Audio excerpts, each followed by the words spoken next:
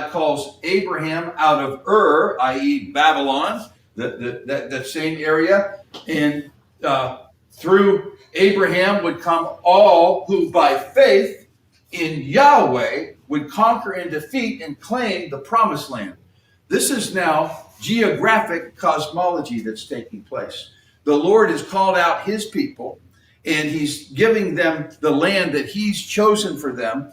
And there's all of these enemies of God there, yet God in his wisdom and his omnipotence, this is part of his plan. He knows what the enemy's going to do and what they're doing, and yet he calls and empowers his people, these just normal human beings, right, to go in and conquer these giants like Goliath and some of those other giants that we looked at last week, post-flood giants.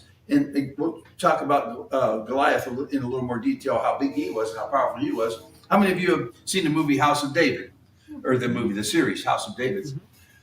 If you haven't had a chance to watch that, because there's a couple of really good scenes in there about the four brothers of Goliath and his brothers, and the battle that was ensuing, and how David would end up killing Goliath. And they're giant beings. I think that take on it is very, very biblical. I like it a lot. Okay, so if you get a chance to watch it, I know Delore, you watch it, and some others have as well. So anyway, that's what's taking place here. Now we've got God empowering his people to overcome all the spiritual entities or enemies and take back his promised land. So God said, that's my land. Even though all these, giants are there and all these enemies are there, and I want you to go in and destroy all of them. That's what he tells the Israelites to do. Go kill all of them. Why would God tell his people to go kill other human beings? Because they're evil. Amen. Because these were the earth was full of, like it was before the flood. The earth was now becoming full again of all kind of evil people. Yet God called Abraham and all of those who by faith that were serving Yahweh to go into this land and repossess the land and kill all of his enemies in doing so. Isn't that fascinating?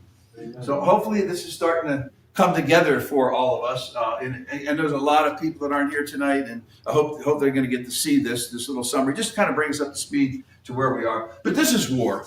Again, that's the title of our series. This is war. Bloodlines. I've got that 16. Bloodlines of the post-flood giants. We're not going to talk about that tonight, but we're going to get into that, okay? Because that's important too. We're going to get into some of that. How about Ephesians 6? The principalities and powers and the rulers of the darkness.